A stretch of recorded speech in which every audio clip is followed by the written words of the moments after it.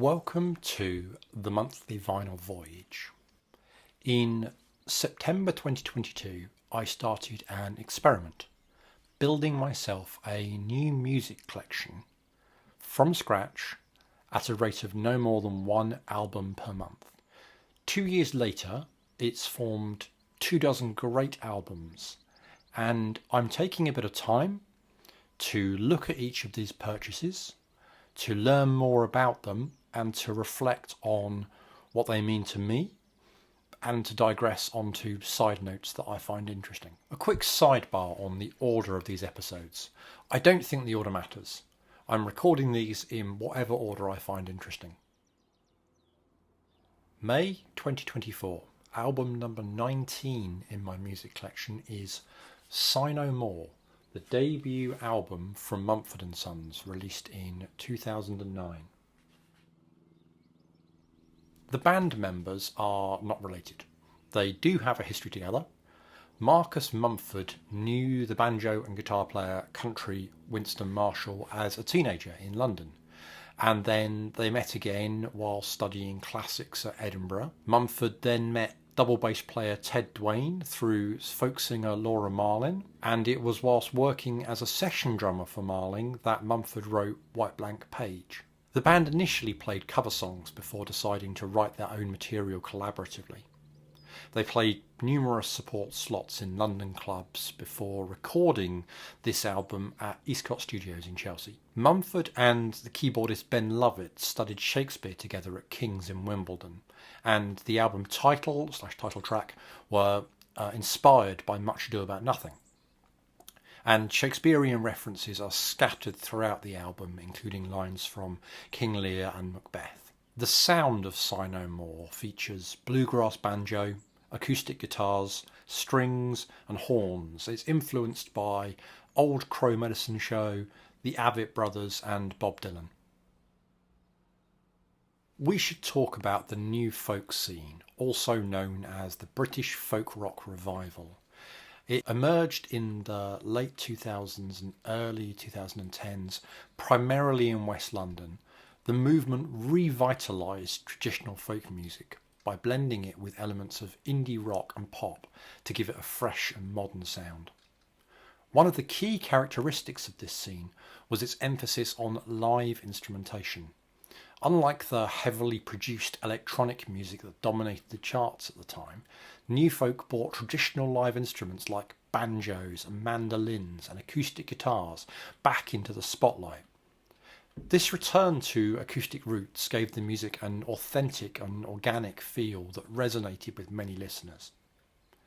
The movement began in small, intimate venues such as Bosun's Locker in Fulham, fostering a close-knit community of musicians, with many artists frequently working together, sharing ideas and influencing each other. Mumford & Sons became perhaps the most commercially successful band from the new folk scene. Sigh No More brought them international fame and helped to popularise the genre. Laura Marling was another central figure, known for poetic lyrics and her acoustic style. Noah and the Whale and Johnny Flynn also brought their unique style to the movement. The cultural impact of the new folk scene was substantial. It played a significant role in bringing folk music back into the mainstream and introducing a new generation to the genre. But after its initial boom, the scene began to diversify. Mumford & Sons shifted towards more electric sound with their 2015 album Wilder Mind. This move marked a significant departure from their folk roots and reflected a broader trend among new folk artists to experiment with new styles and sounds. Despite the genre's evolution, many of the original new folk artists continued to enjoy success. Laura Marling released several critically acclaimed albums, and Mumford & Sons maintained their popularity, headlining major festivals. By the mid-2010s, the new folk scene's prominence began to wane. Some critics and fans felt that the genre had become oversaturated and formulaic. I think, like the biggest names of the 1960s folk boom, ultimately new folk couldn't stand up against the weight of commercial success. And as new folk came to dominate mainstream tastes, the scale and influence of the movement no longer seemed at one with the message it espoused, and suddenly new folk became a byword for inauthenticity. But the legacy of the new folk scene remains significant. It played a crucial role in bringing folk music back into the mainstream and demonstrated that traditional genres could be revitalised with modern influences. Ironically, it's the movement's emphasis on authenticity, live performance and lyrical depth that continues to resonate with audiences and inspire musicians today. So I have a 2009 pressing made in the EU and released by Island Records and Gentlemen of the Road. This isn't a rare disc. After all, they sold over 4 million copies of this album in 2009. I don't know how many of those were CDs and how many were vinyl. I like that the inner gatefold of the cover has a dedication to sound engineer and producer Francois Chevalier, who passed away. The iconic cover photo was taken at the Pimpernel and Partners furniture shop on the King's Road in Fulham. Being local to the band, I'd love to know if that name is coincidence or perhaps even an influence. Next time I'm in London, I might well have a little pilgrimage, although, as seems fitting for new folk, the location has been reinvented and refined. So what does this album mean to me? 2.5 hours north of Fulham by train, I want to talk about the Malt Cross in Nottingham. Partly just because of its has a fascinating history, but the justification is that in my memory, that's why I remember listening to this album. Now, whilst fact-checking this, I disappointingly discovered that that cannot be true. The dates don't quite line up. We must have been listening to Beth Orton or other new folk artists who came before. But in my memory, it will always be Mumford and Sons, playing over chilled out Sunday morning coffee in glorious light. This is the Market Square in Nottingham, which was a hugely familiar location during my student years in the city. This sketch is from the 19th century, so a little before my time there, but it's clearly recognisable today. Going back earlier, we can see the marketplace depicted by Thomas Sandby around 1740. And on the left, you can see the Malt Cross Monument, which was a bustling trading site and speaker's corner from the late 15th century. This location served as the corn market for the whole neighbourhood. What's not shown in these views, but are described in contemporary accounts, are Nottingham's ample marketplace with a pond in the centre, a mouldering stone wall down its midst, trees, sawpits, stocks, pillory, and a ducking stool. Now obviously you know this, but ducking stools were used in England through the medieval period up until the 19th century as a form of punishment, primarily for women accused of being a public nuisance or engaging in immoral behaviour. Named after the monument, which was demolished in 1804, the Malt Cross Music Hall is a true hidden treasure in Nottingham. The building is fascinating in its own right, but it's eclipsed by its bonkers history, which twists together music and a bit of mischief.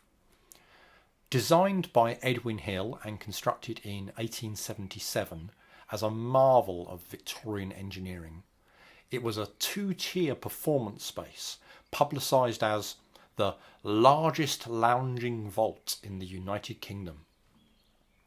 150 years later, it still retains its high arched roof made of glass and wood, which resembles the upturned hull of a boat. This glazed structure spans the entire performance space and was constructed entirely without nails. Originally hosting a variety of acts, including acrobats, comics and musicians, offering food, ale and curiosities, it became a popular spot. But by World War I, the Malt Cross had earned a reputation as a den of iniquity and was shut down. And for 40 years it sat quietly as a storage warehouse, though thankfully its unconventional architecture was left alone. Eventually it was rediscovered and transformed into an ice rink, and a Michelin star restaurant which had a snooker hall in its cellar. And then in the 1980s, the Malt Cross returned to its roots as a live music venue and also a hub for community and outreach with support of the local churches. In 2005, as a student at Nottingham, I had a casual job as a venue photographer for a guidebook company. And I, who never knew this place existed, was sent to grab a photo of the Malt Cross for the book.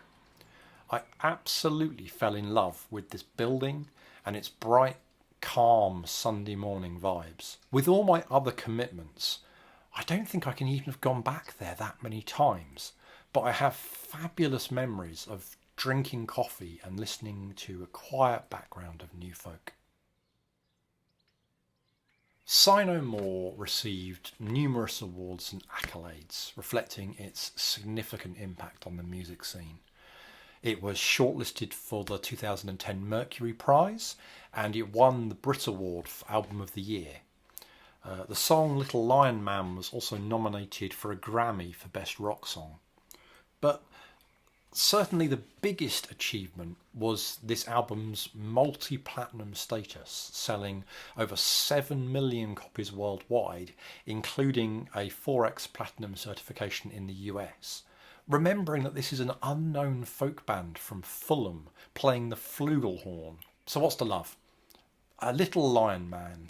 This is a great song, but I had to remove it from the album playlist I had in the car because of my kids. Whilst I can deeply relate to its sentiment, its explicit chorus is just not appropriate for the school run. If I could add one bonus track, I would add I Will Wait from the band's second album, Babel. I Will Wait showed the band starting to evolve their music. The chorus is much more of an anthem, but still holding on to their folk roots.